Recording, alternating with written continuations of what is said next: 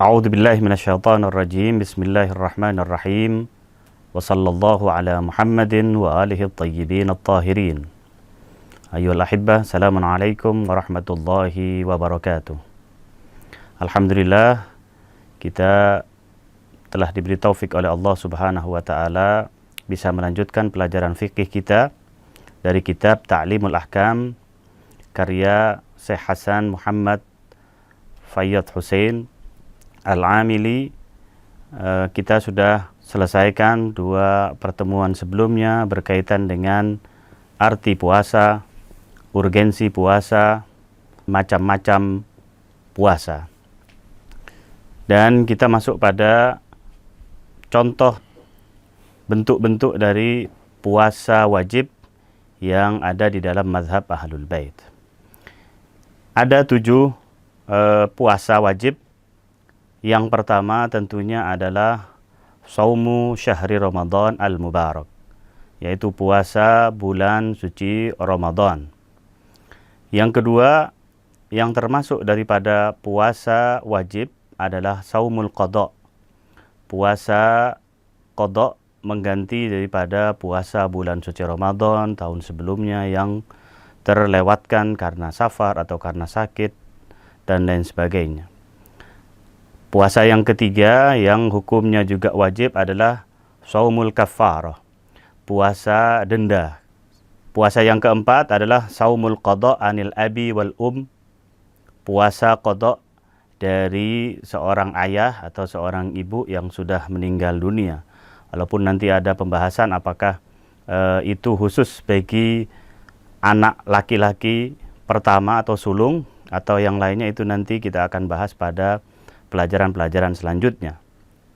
Adapun puasa yang kelima yang juga wajib hukumnya adalah as-shaumul mustahab alladzi shara wajiban bin nadri awil ahdi awil yamin, yaitu puasa sunnah awalnya tapi shara wajiban, menjadi puasa wajib bin nadri, dengan nazar.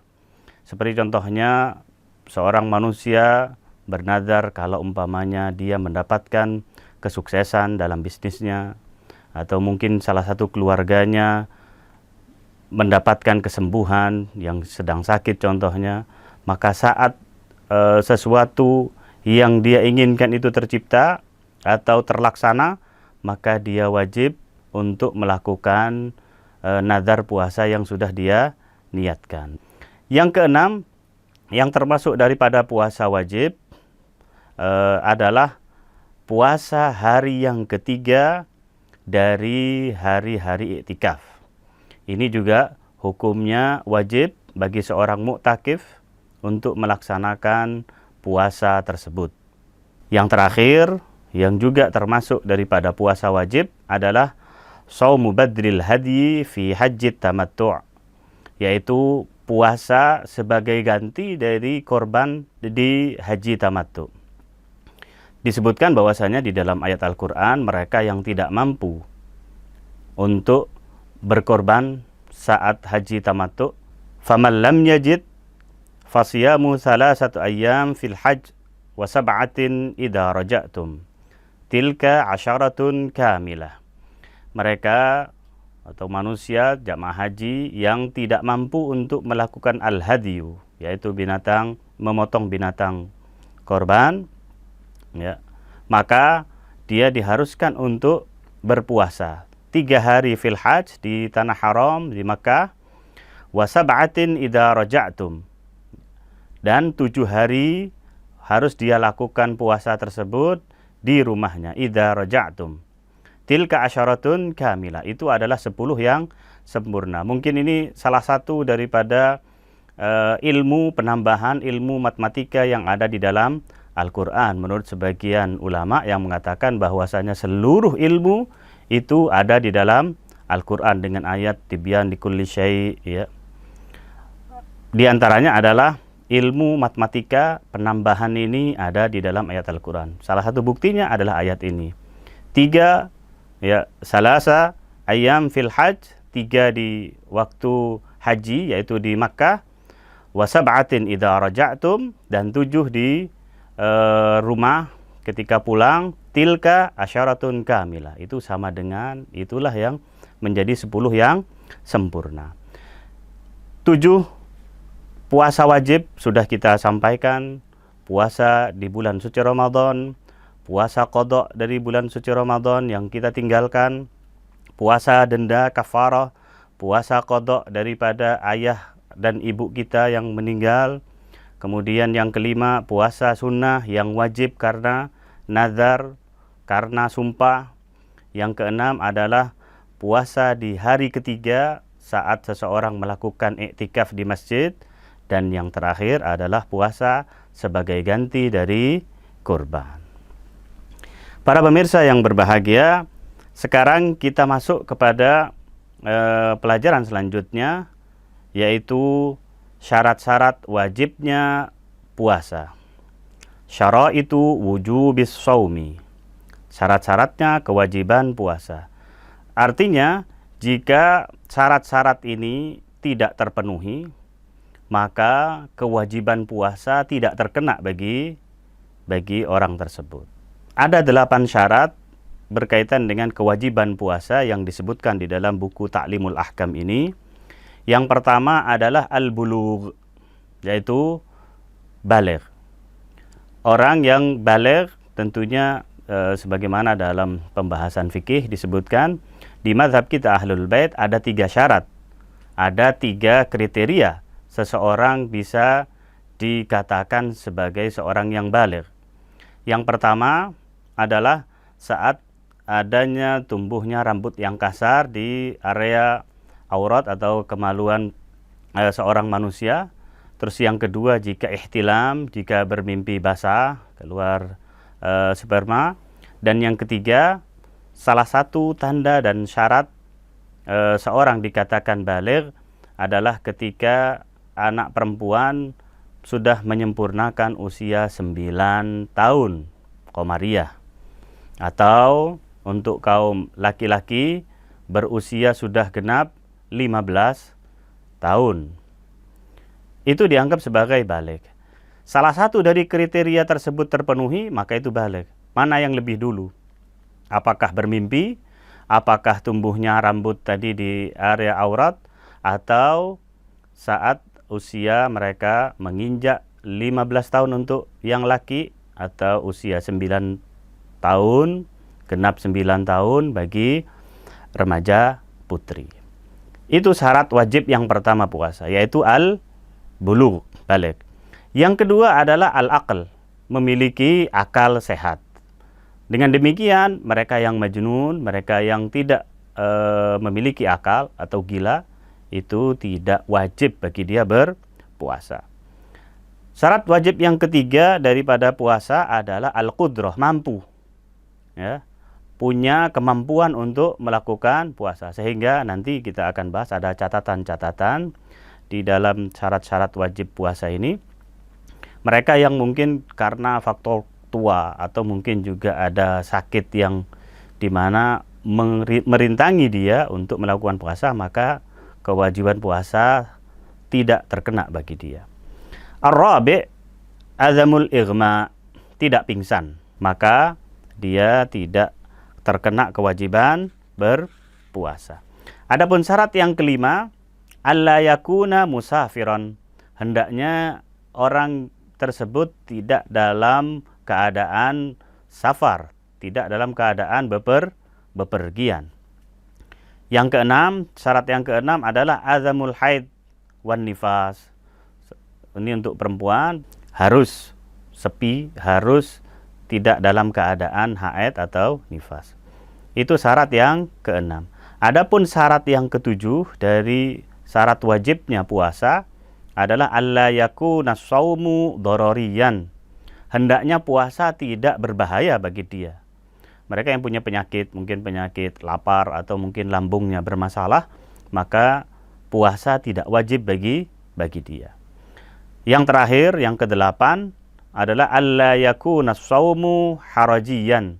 Hendaknya puasa itu tidak memberatkan dia. Tidak membuat dia kerepotan. Itulah 8 syarat kewajiban puasa yang ada dalam mazhab Ahlul Bait yang dicatat oleh beliau di dalam kitab ini. Ada beberapa catatan, dua catatan yang akan kita sampaikan. Yajibus shaumu ala man kana wajidan lisyara'itil mutaqaddimah. Puasa itu wajib bagi mereka yang memiliki syarat-syarat tadi di atas, yang 8 tadi. Wa alaihi, atas dasar ini, fala yajibus shaumu ala ghairil baligh wal majnun wal mughma alaih wal ajiz an shaumi wal musafir wal mar'a al haid wan nufasa was shakhsil ladzi yusabbibu shaumu lahu ad-darara wa sawfa ya'ti mazidu tawdihin lidzalik fi ad-durusil lahiqah. Ya, jadi mereka yang memiliki persyaratan tadi wajib berpuasa. Sehingga siapa yang tidak balik, siapa yang gila, siapa yang pingsan, siapa yang tidak mampu, orang tua, manula ya, al-ajiz, yang dia tidak mampu untuk berpuasa, atau al-musafir, mereka yang sedang bepergian, awil mar'ah, al-haid, wan nufasa, perempuan yang sedang haid atau yang sedang nifas, wasakhsil ladzi yusabbibu shaumu lahu ad-darar, atau seseorang yang puasa membahayakan dirinya, itu tidak wajib. Wa sawfa ya'ti mazidu tawdihin lidzalik fid durusil lahiqah. Dan tambahan penjelasan itu akan kita berikan pada pelajaran-pelajaran yang selanjutnya. Itu catatan yang pertama. Catatan yang kedua, la yajuzu lil mukallaf tarkus saum. Tidak diperkenankan, artinya haram di sini.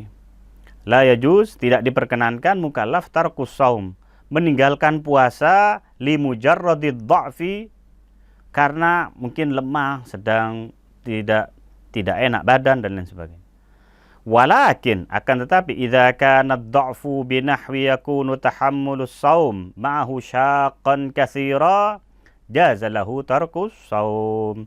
Akan tapi jika kesulitan dan kerepotan yang dialami oleh dia itu begitu berat, ya, syaqqan katsira jaza lahu, maka diperbolehkan bagi dia untuk meninggalkan puasa, tidak berpuasa saat itu.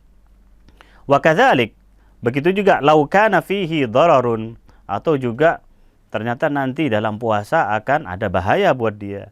Au khafad darara minhu, atau ditakutkan saat setelah puasa akan merusak kesehatan dia atau mengganggu kesehatan dia. Wa alaihi, atas dasar ini, fal fatayatu allawati akmalna tis'a sanawatin qamariyatin, oleh karena itu para remaja putri, anak-anak putri yang sudah menggenapkan usianya 9 tahun, karena tadi salah satu ciri baligh adalah jika seorang perempuan, anak perempuan menggenapkan usianya 9 tahun qamariyah, alal masyhur, sesuai masyhur, yajibu alaihinna as-shaum, wajib bagi mereka berpuasa. Wala yajuzu lahunna tarkuhu, dan tidak boleh bagi mereka, anak-anak perempuan yang usianya sudah 9 tahun itu, tarkuhu, untuk meninggalkan puasa. Kenapa? Limujarradi su'ubah awid dha'fil badani, karena sekedar masih kecil atau karena lemahnya badannya. Wa nahwi dzalik. Naam, ya, untuk memang lau kana shaumu mudirran, kalau ternyata puasa itu membahayakan bihinna, membahayakan mereka, au kana fi tahammulihi masyaqqatun kabirah, atau dalam rangka untuk menanggung puasa, menjalani puasa tersebut ternyata ada masyaqqah, ada kesulitan kabirah yang sangat besar, jazalahunnal iftar, maka mereka diperbolehkan untuk iftar, tapi tentunya harus ada qadanya karena mereka wajib. Mungkin itu pelajaran kita pada hari ini. InsyaAllah bisa bermanfaat dan bisa dipahami, dan InsyaAllah kita akan lanjutkan pada pertemuan yang akan datang. Wassallallahu ala Muhammadin wa alihi thayyibin at-tahirin. Wassalamualaikum warahmatullahi wabarakatuh.